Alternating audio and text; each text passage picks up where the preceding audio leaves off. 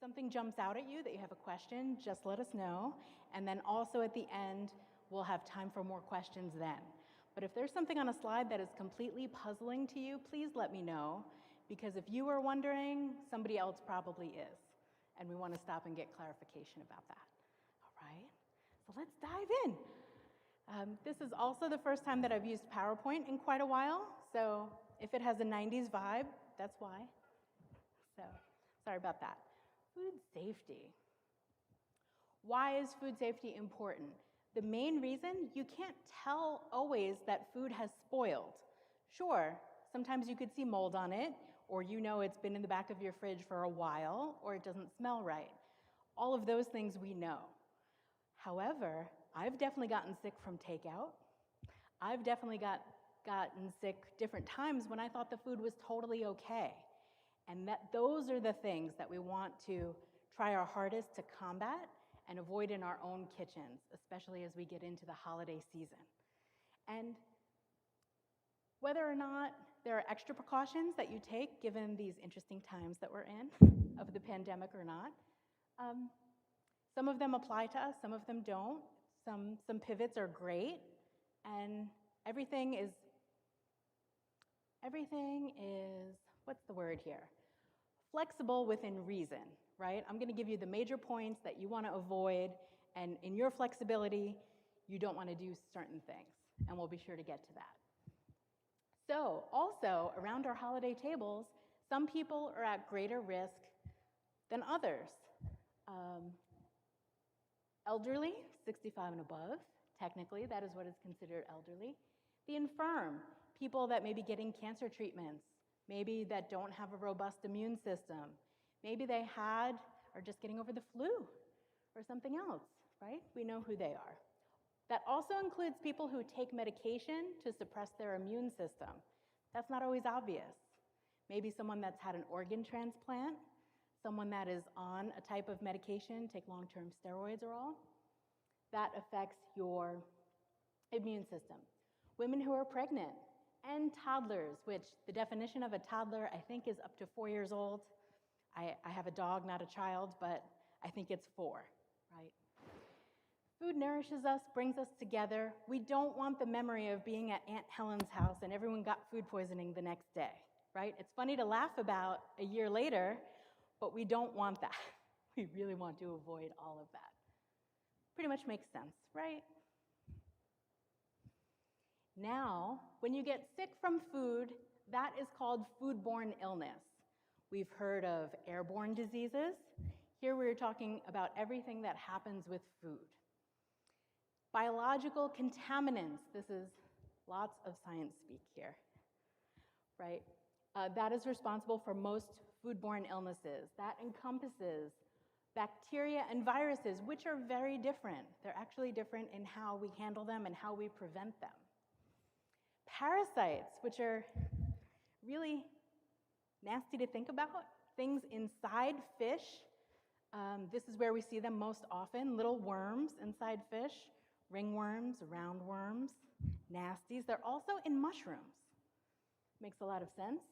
And fungi, which would be, that is the mold that we can see. That is, just think about it though. When you can see mold, if you have a slice of bread that's moldy, you should understand that there's lots of other mold that you can't see yet. So the spot you see is just an indicator of what's going on there, and you really do want to chuck it. Don't want to eat it. Sorry if I keep hitting the mic. Great. Some contaminations can be chemical. This is when we use cleaning or sanitizing chemicals improperly. This can be also how we wash our produce. When we wash produce, we really want to just keep it to water in the sink. No soap. There are specially made fruit and vegetable washes. I don't love them, but they're not harmful. They're not necessary. If they make you feel like you're doing more, great. We also want to be careful not to wash lettuce that comes in a pack that says pre-washed, ready to go.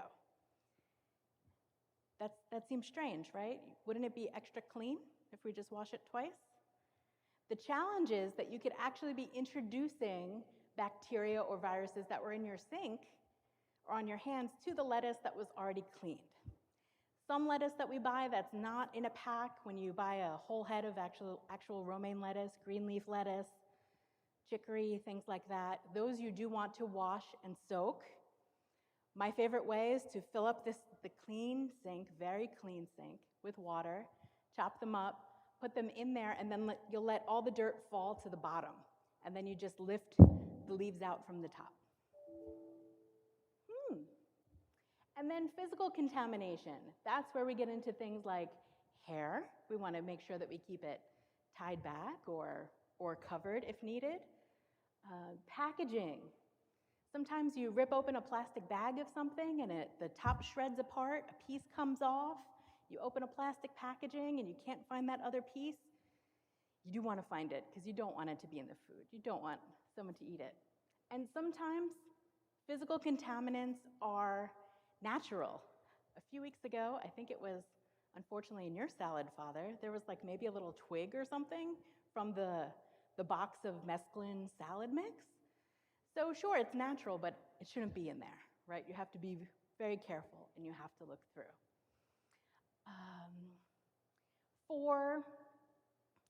Thinking about bacteria and viruses, going back there for a minute, some illnesses from them you might recognize.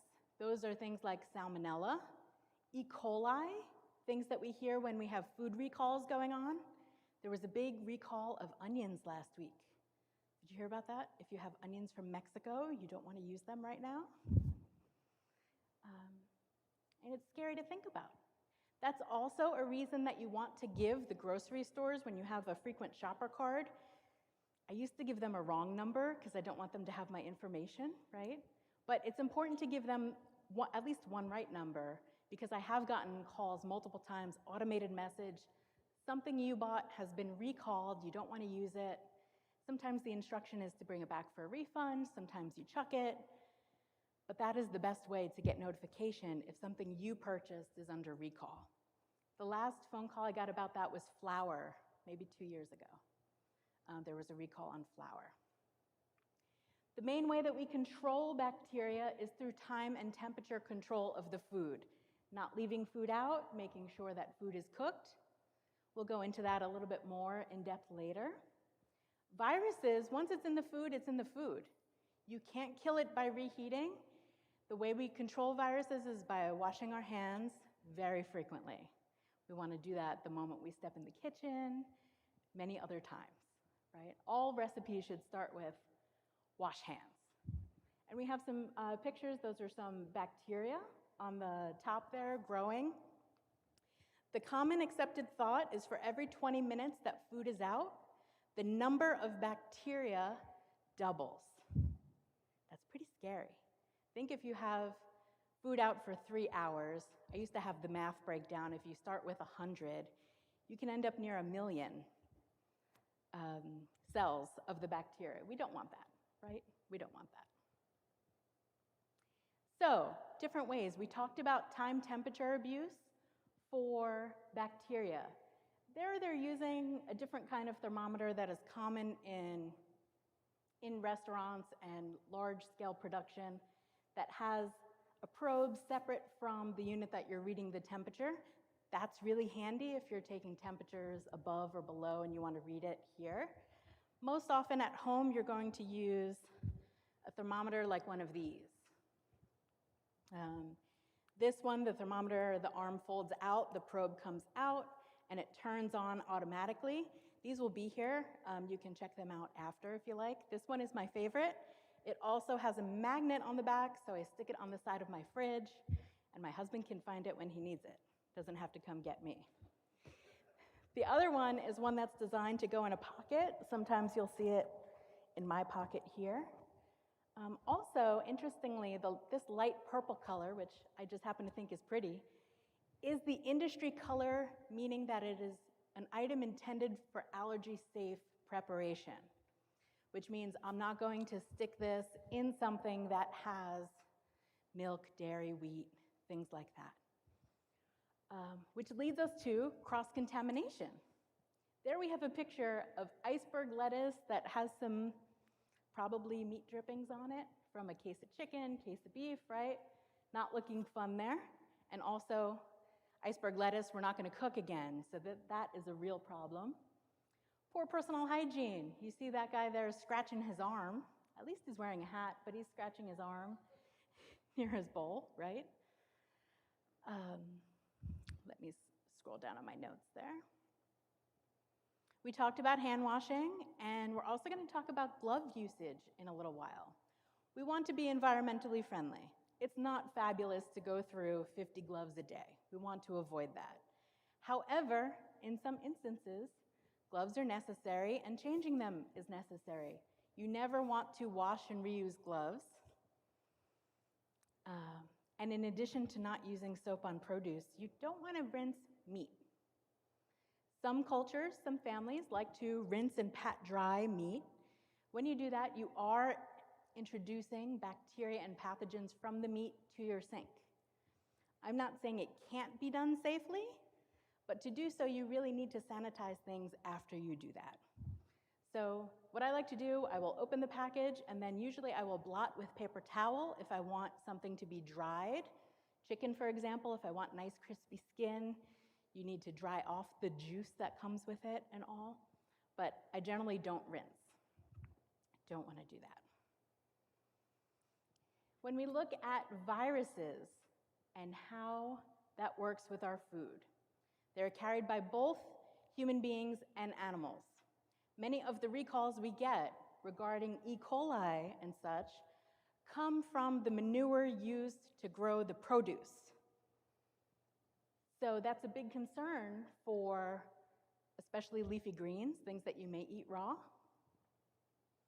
They require a living host to grow. So that means food that is cooked, food that is wet. You cannot have viruses pertaining to food growing, let's see, on a pair of tongs that haven't been used yet or things like that, right? They can be transferred through food and remain infectious in food. This means that if the virus is in the batch of chili, reheating it, boiling it, is not going to kill that virus. Once it's in there, it's in there. You can't taste it, you can't smell it, and this is something that can make you sick. Very often, people will have salmonella or E. coli a few times in your life and not realize it. If you are healthy and well, it's not going to land you in the hospital. If you're not healthy and well, it could. You may need medication. You may have to go see a doctor, things like that. But the time of onset can be tricky because you can get sick within 30 minutes of eating up to 6 weeks. Now imagine if you got sick and had to recount everything that you ate for the last 6 weeks and where it came from. I wouldn't be able to. That's hard to think about. Oh, did it move on its own? No, I moved it forward. Let me go back one moment. Okay, sorry. So, sources for viruses: food, water. This is another situation. If the crops are watered with contaminated water, now the virus in that water could be in your food, in your produce. This is very unpleasant. I apologize. Things are usually transmitted through fecal-oral routes. So that means the lovely counter person at Shake Shack, maybe they use the restroom, don't wash their hands properly, thoroughly before making your burger. Now you could have the potential to have a virus introduced. Very common. Want to always wash hands well. And you can imagine when I go to restaurants, that could be challenging if I'm watching the kitchen, right? If you see a restaurant kitchen, you always want to look at the floor, because if the floor is clean, they're doing things right. If they don't care about the floor, they don't care about your food. So always look at the floor, and I always look at the hand-washing sinks. Those are very tiny sinks, and they're purposely small so that you can't wash lettuce in it, you can't scrub a pot in it. They're just for hands. If the hand-washing sink is piled with pots and pans or things that don't belong there, also big red flag, because then you can know that the employees are not washing hands properly, not someplace I want to eat. Right? Maybe in my next life I'll be a food safety inspector, right? The other risk here with viruses that I wanted to mention is hunting. I personally don't hunt. I'm a city person, but out in the suburbs, I know a lot of people who are very excited to get a deer and things like that. Venison, elk, bear, these things can be dangerous. You want a butcher to break down the meat because while the animal is being broken down, if the intestines are punctured, all of the meat is contaminated. That can be pretty scary, right? Pretty scary. Here we go. Now specifically about bacteria. I'm going to reference turkey a lot as we're coming up on Thanksgiving. Many of us are starting to prepare for that. You want to, by the way, start to eat down your refrigerator, clean out your refrigerator, make space for all the things to come for Thanksgiving.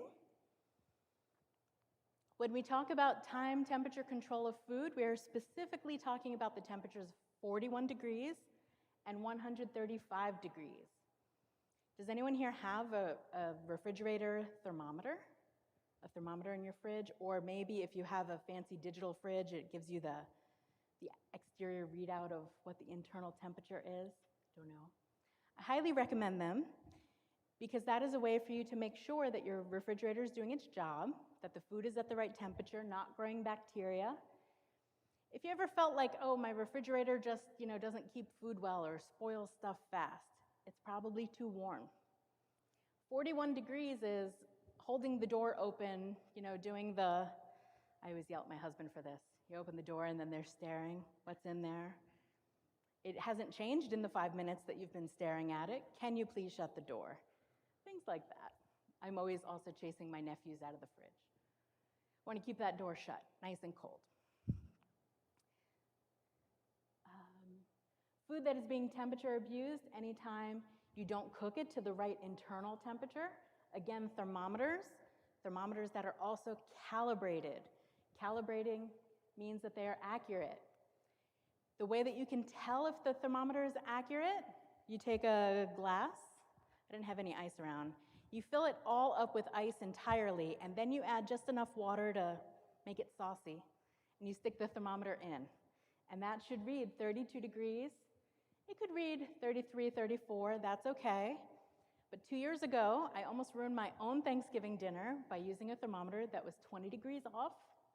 I'm going, wow, the turkey's been in a long time. It really should be done. But the thermometer said no.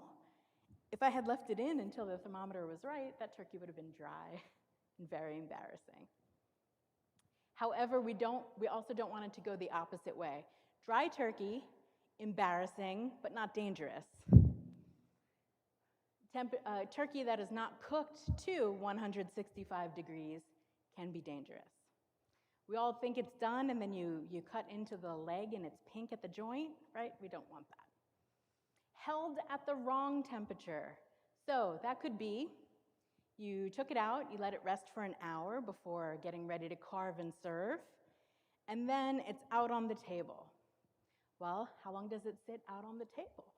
We need to be cautious of things like that because room temperature, 68 to 72 is the technical definition of room temperature, is right in that red area there where pathogens grow rapidly. Pathogens being the bacteria, the viruses, things like that. Room temperature is the most dangerous. And then cooled or reheated incorrectly. We say boil. We know that boil of water is 212 degrees, right? But if we have that chili from the weekend and we're reheating it and we're just looking for a boil, if it's a thick liquid, that's not an indicator of its actual temperature, right? We want to stick a thermometer in it. We want to stir things often. We want to stir things up from the bottom so that the bottom doesn't burn and that the top, which is cooler, is going down. Things like that. Also, right now, infrared and laser thermometers are very popular. We see them all over. People are shooting lasers across the room to get a temperature of something. Men love them. Oh boy. But that is only taking a surface temperature. That cannot be used for the internal temperature of your turkey, the internal temperature of your stuffing that you may be reheating. scalloped potatoes. Can you tell I'm hungry? So you need to take that thermometer and put it on the inside. Good digital thermometers, about $10. So if you think it's off, you can easily grab a new one. And if you want to have more than one and take the number you like, that's okay too. That works.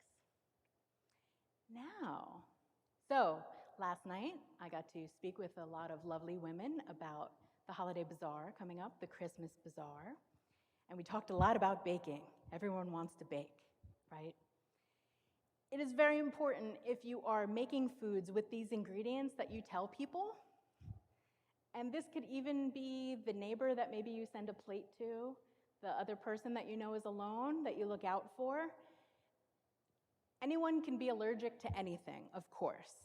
But these are the most common 8 items that people are allergic to. And it's interesting to me that they separate peanuts, tree nuts, walnuts, pecans, depending where you're from. But it's important to know. And when they mention milk here, they are talking about dairy milk. Soy, they show both in tofu and the fresh soybeans. Eggs, a lot more people are allergic to eggs than realize.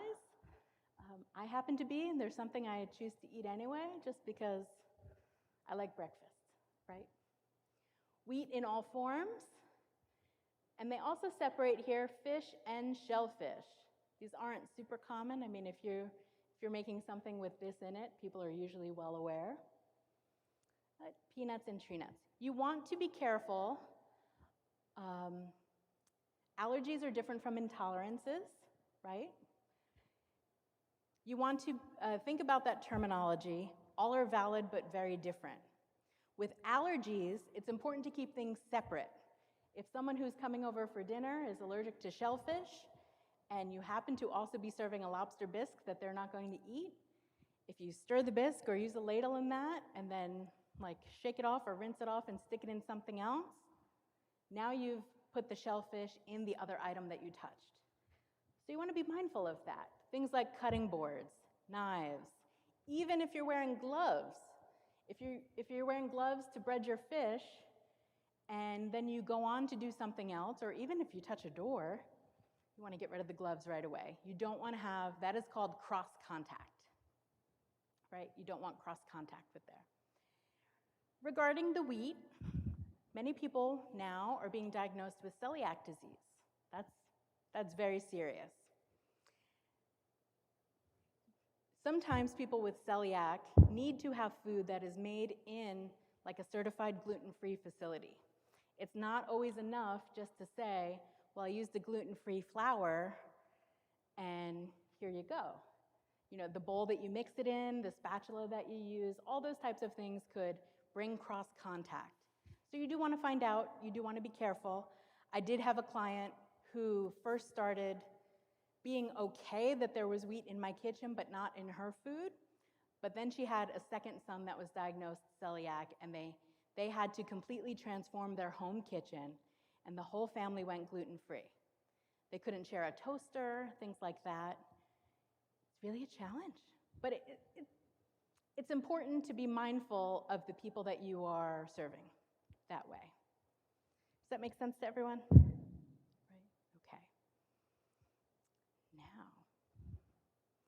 Hand washing. We should all be expert hand washers 18 months into a pandemic, right?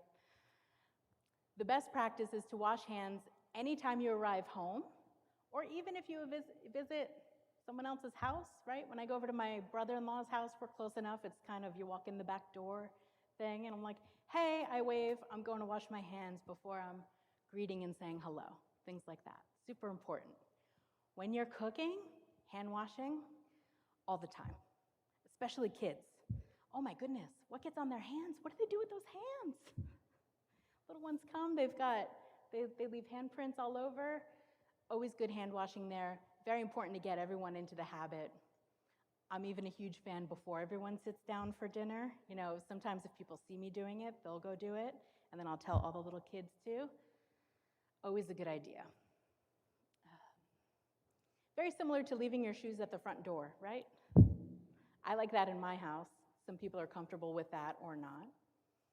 Now, we know wet hands. The reason that you want to wet your hands before you get the soap, very often when we go to wash hands, people get soap, then turn on the water, and then they start scrubbing. That's a challenge because when you do that, you're actually getting the soap down the drain before you've lathered. So you turn on the water, you wet your hands, you get your soap, you lather for 10 to 15 seconds. We say our favorite prayer. Some sing happy birthday, alphabet, things like that. Clean fingertips, under fingernails, and between fingers. I will spare you the black light demonstration of someone washing their hands and then using the light to see all of the bacteria and viruses that are left, but it's really hard to get every single thing. So to get under your fingernails, you can have an orange stick, a little manicure stick, or just use your other fingers, go under very thoroughly, very thoroughly. Then you rinse hands and arms. When you watch me, if you ever watch me wash my hands, I go all the way up to the elbow. You're scrubbing up for surgery. It's a good idea, not bad. And then drying. Again, environmentally, we don't love single-use paper towels, but they're necessary sometimes. That's because if you have a towel that is shared by multiple people, or not, even if it's just you using that towel, for the time that it takes for that towel to dry, bacteria can grow on it. Viruses aren't growing, they need the living host, but bacteria are growing. So if you go back to that towel 3 hours later, even if you did a really good job washing your hands, there's more bacteria on there that you're now depositing on your hands after you've just washed them. So it's a good idea, especially at holiday gatherings. One of the first things I do is I take that bathroom towel out. I don't want people using it. And you can replace it. There are some pop-up single-use towels. They look like tissues, but they're more like napkins, right? Those look nice. Some of them are even designed to hang upside down in your towel rack, and you can pull it down. Or usually what I do is I put the roll of paper towels on the bathroom sink, and then people understand that that's what they're there for. If you get the Selecta size, you can have a smaller towel, and you hope that people are using one and thinking about the environment, but very often they use a lot more, unfortunately. Also, ideally, you might not have nail polish or false nails or long acrylic things. In the restaurant world, these are things that are not allowed, but we're cautious of them because they could break, chip, get in the food. You don't want the feeling of, I broke a nail and I don't know when. I don't remember when if I was rushing around, right? Very scary. And also, nail polish hides dirt under the nails. It's hard to see everything that's under there to make sure that you've got them clean. A note on hand sanitizer. We see it everywhere. It's prevalent now. It is totally acceptable if you're walking into a place and you have just been outside, sure. But we don't want to use hand sanitizer instead of washing. It's not okay before cooking to slather up with hand sanitizer, wave your hands, and then get to it. We don't want that. Specifically because the hand sanitizer doesn't kill viruses usually, only bacteria. When we say must comply with FDA standards, this means those fun, glittery, cutesy hand sanitizers, 3 for $10 at Bath & Body Works. They're great for your teen riding for the bus. We don't really want them in our kitchen. Another issue is with fragrance and scent. You don't want pearberry on your coffee mug. You do want to make sure that your hands are dry before you touch other things. Hand sanitizer, before it dries, your hand is more wet.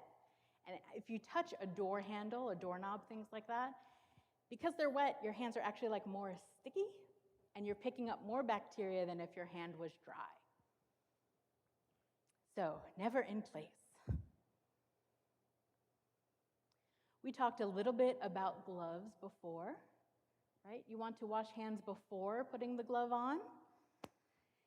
You do not need to rewash your hands each time that you change gloves. So if you're working with fish, as they are here, and Then you have the fish in the pan, you have it in the oven, you're going to work with something else. You can take your gloves off and go on to the next task. The items on the bottom are very important.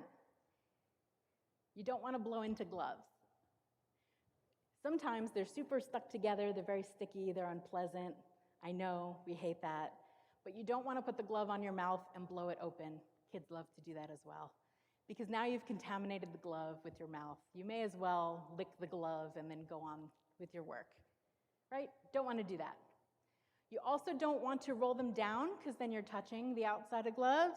And super, super, super, please do not wash and reuse gloves. The only gloves that works for are the old school dish gloves, like that go up to your elbow and all, made of latex, rubber sometimes. You know the ones I mean. Usually we wouldn't use those for food prep because they're slippery. I don't love them for washing dishes because they're slippery. I don't know. But we want to be cautious of that. Gloves that are too big won't stay on and can become a physical contaminant while you're chopping. If you have extra space on your gloves, you're chopping those herbs and then you chop off the tip of the glove. Not your finger, just the glove, and now it goes into whatever you're putting it in. I want to be careful about that. We have 3 more slides and then we'll get to the super fun stuff. Okay, now, some myth busting. Food safety applies to all foods that have been cut or prepared. This includes plant-based food. So, in science terms, when we cut food, we are increasing the water activity. Think of when you break down a whole watermelon or a cantaloupe and your board gets super juicy. That's not just juice coming out of it. That's juice coming out of the cell walls because you're slicing into it. And therefore, it is a threat for bacteria to grow. Bacteria love wet things. And has anyone here had a stomach bug? I've had many, right? There's actually no such thing medically as a stomach bug. Usually, stomach upset after you eat, it could be an allergy, it could be an intolerance, but it also could be salmonella, it also could be E. coli. And again, as we discussed, if you're healthy, it's not a big issue, you'll get past it. If you have a fever for more than a couple days, you may want to call a doctor, right? Sushi is a huge, huge issue with hygiene and sanitation. The 2 worst times that I've had food poisoning in my life, both were from sushi. Not just because it's raw fish, and I like to eat a lot of cooked sushi as well, or sushi with vegetables that doesn't have fish. But it has to do with who handled it, how they made it. Did they change their gloves at the right time? Did that person wash their hands at the right time? I got so sick from sushi, I gave it up for a year. And I wasn't sure I would ever go back, but I was desperate. I really super liked it. So, and then I think there was a slide that went missing. Let me go back. One final note on Thanksgiving, time temperature of food. Food has 4 hours total to be out at room temperature before you can no longer reheat it and you have to chuck it. So that includes your preparation time, if you're marinating or seasoning, things like that. And that includes the time after it's cooked, that it's resting for maybe an hour, you then carve it, and it's out on the table for the duration of your meal, right? My family knows I don't put everything that I have all out on the table at once, partially because I want to keep it hot, but also because if people are going to be taking food home, I don't want to give them the food that was in front of everyone sitting at the table for 2 hours. You know, some people are the type that want to save every little drop no matter what. Everyone knows that in my house, the food that has been out that whole time, it's going to go in the trash, unfortunately. So I don't put out a whole lot at once. I'm constantly refilling. The other time frame to consider is 7 days. Cooked food has 7 days before you got to chuck it. Maximum. Now, that's only in terms of safety not necessarily culinary standpoint, right, deliciousness. I would tell my students that we would be fighting if I walk into their place, order a tuna salad sandwich, and they give me tuna salad that's 6 days old. Who wants that? Nobody.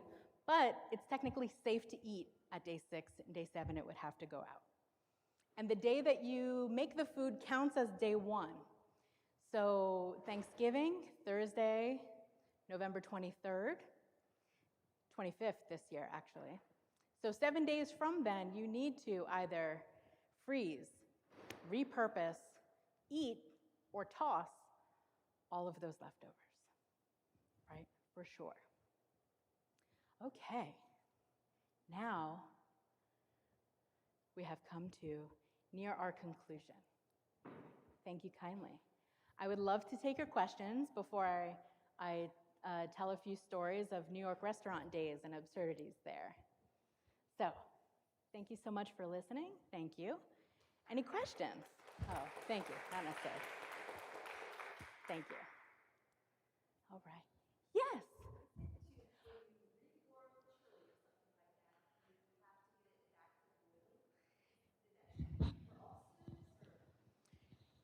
So, I'm going to restate your question because on the live stream, people can't hear you.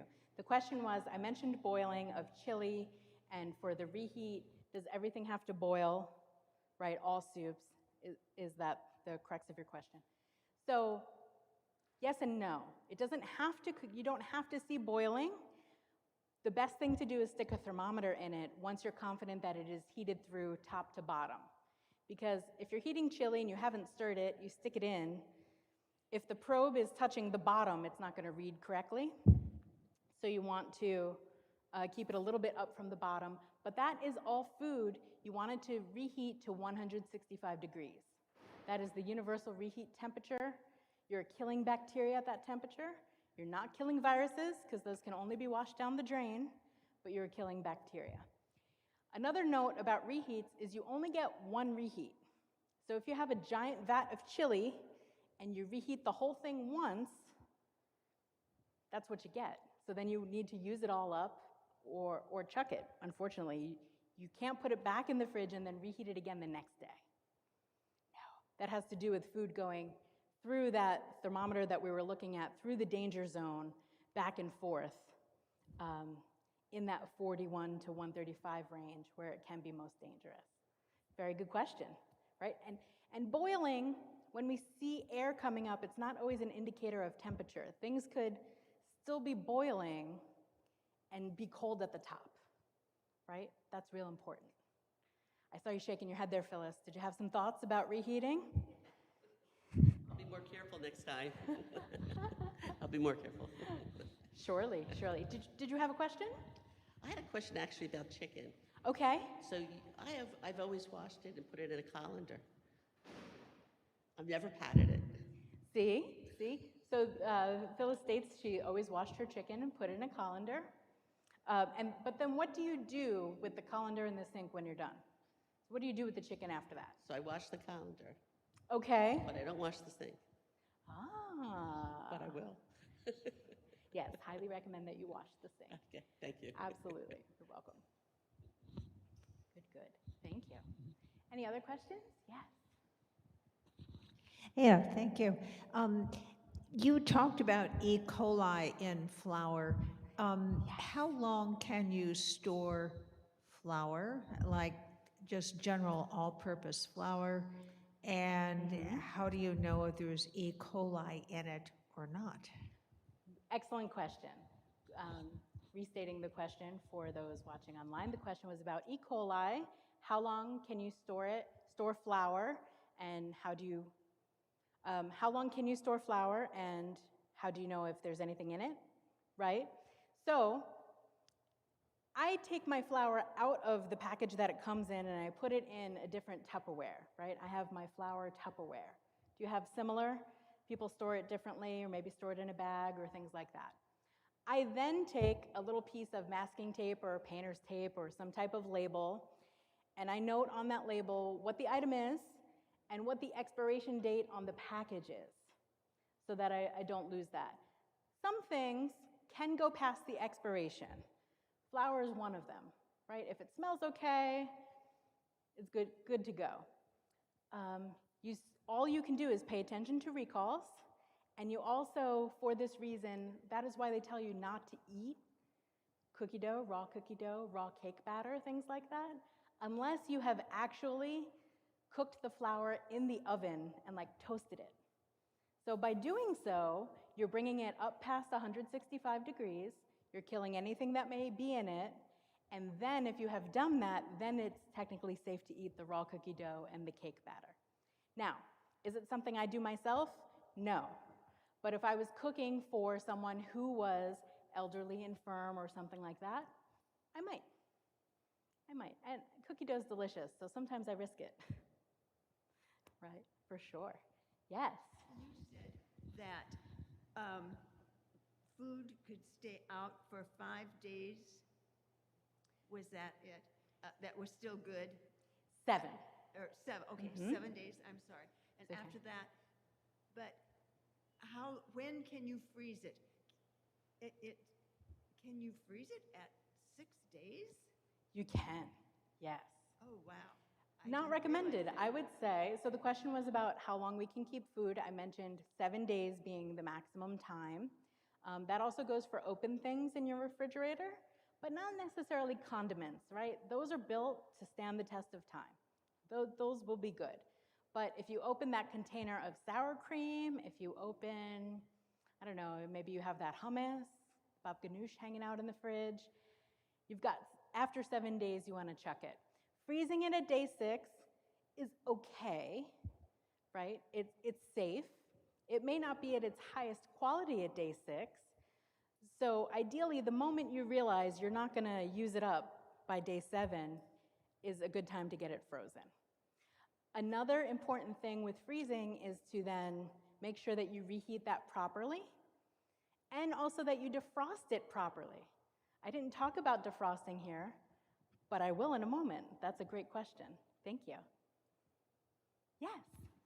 So once you freeze something and then you take it out and you defrost it properly, do you start the 7 days all over again, or is it just what's left of the original 7 days? That is a very good question.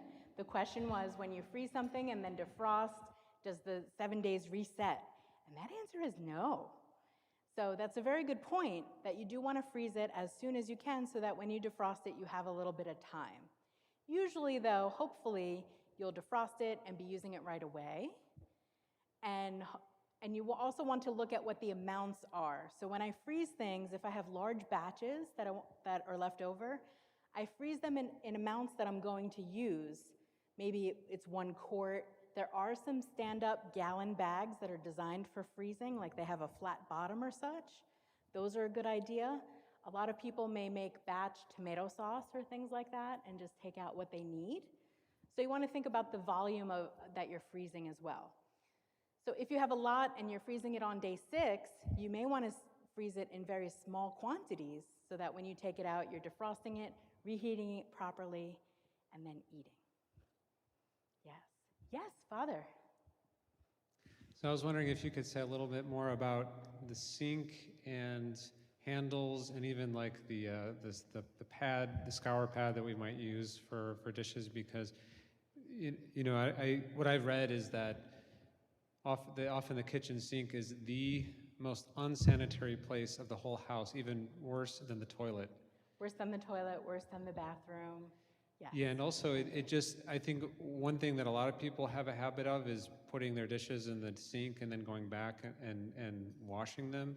But to me, that always seemed like a bad idea for a number of different reasons. But for one, if people are putting things in the sink and then touching them and then putting them in the dishwasher or whatever, and then they're touching handles, all of a sudden you're going from the most unsanitary place in the house, and there's probably E. coli, salmonella, whatever, and you're getting it all over the place and you don't even realize it. But anyways, I was wondering if you could talk about that, and how do you clean the sink to make sure that it's always sanitary as much as possible, and pads and things like that too. Excellent point. Thank you so much for the question regarding the sink, scour pads, sponges, scrub pads, dirty dishes too, right? I will admit, in my younger days, I would let the dirty dishes sit there until they would get up and walk out, right? I was young and dumb. Not anymore.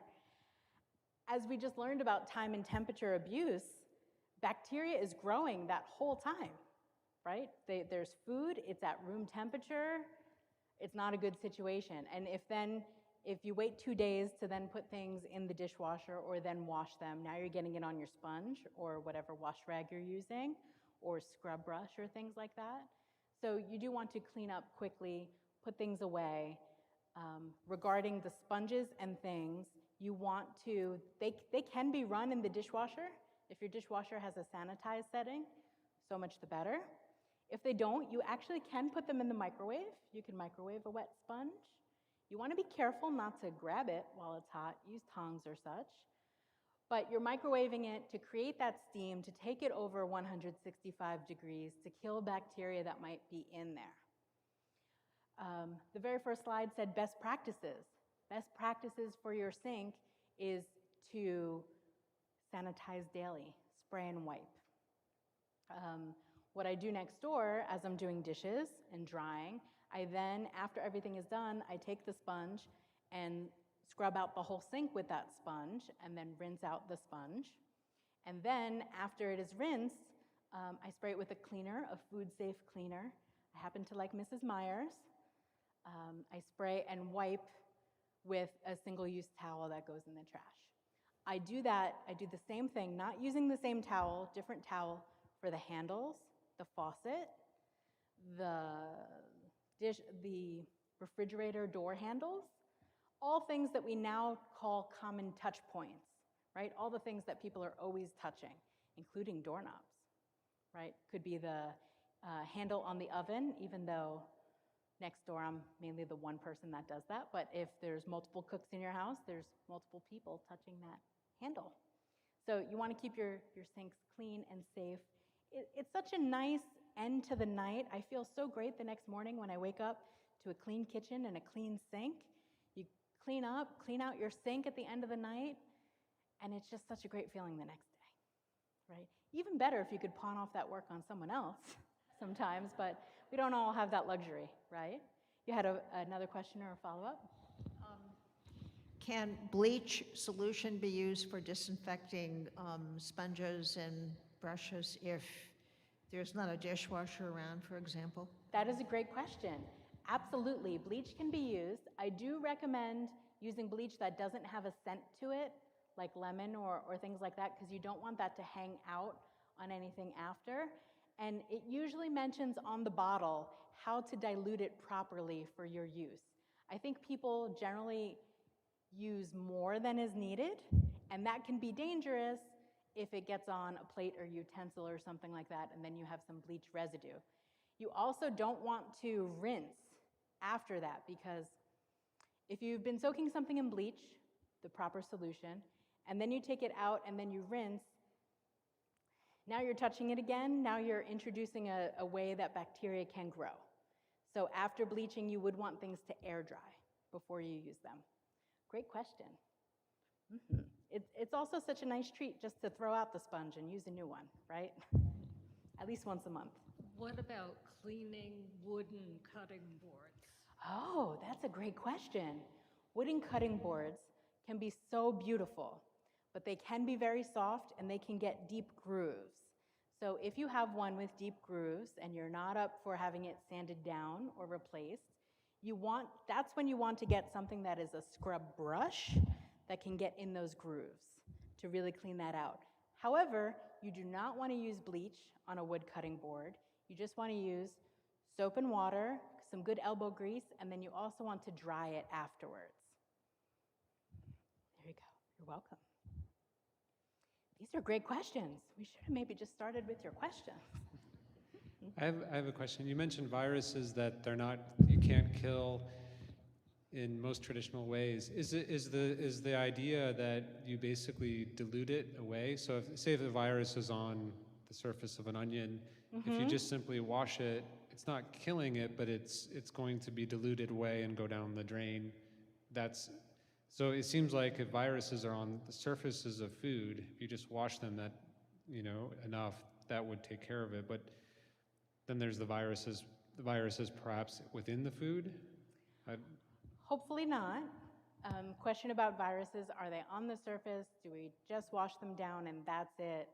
Are they inside as well? On whole items, like an onion or like a cantaloupe or a pineapple, they would primarily be on the outside. And that's why we're gonna wash them, get them down the drain, and then we want to clean the sink well that evening. Viruses inside can occur if the produce is watered with contaminated water. So if contaminated water or contaminated fertilizer, if fertilizer hasn't been treated right, then it can get inside, and that's where we end up with recalls and things like that. Hopefully, I would say that is less frequent than we think. Most commonly, it's on the outside. We wash it off, and that's it. And that's why you want to thoroughly wash. Like you want to use your hand and wipe it down, kind of. This evening, I made a roasted butternut squash soup, and I definitely washed that butternut squash very well before breaking that down. And there was more dirt on the outside than I thought. Like as I looked closely at it and started manipulating it, a lot more dirt came off than I thought was there.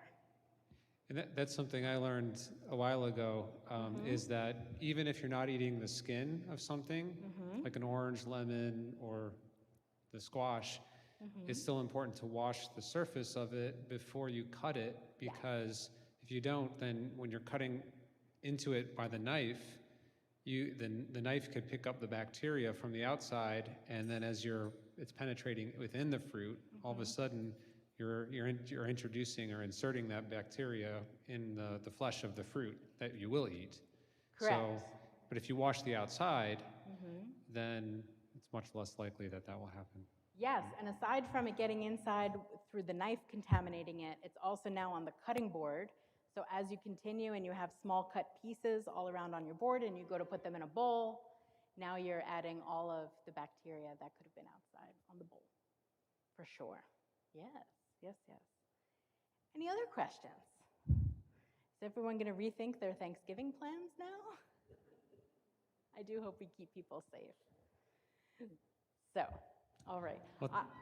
I will give you 3 options of people, and you tell me who you want to hear about, okay? So, as Father had mentioned at Mass on Sunday, I was fortunate enough to cook for Ray Charles. I've also cooked for Al Roker long ago. He's such a nice man. And I don't know if everyone will remember who this is, but she was darling, Susan Lucci. I did cook for her, right? We have some fans there, as well as Reba McEntire, who is just so kind, so kind. So who do we want to hear about? Susan Lucci. There we go, Deb. So this fine French dining restaurant that I started cooking at in New York City, which is no longer open and makes me feel really old, was very close to the ABC studios on Columbus Avenue and 64th Street. So walking around, you'd see a lot of ABC people, and coming in, we would have a lot of ABC people. Susan Lucci was one of them. What was most notable about her, and I really respected and appreciated, before she sat down to eat an order, she explained to the waiter that she needed to walk into the kitchen and make sure that there were women working there.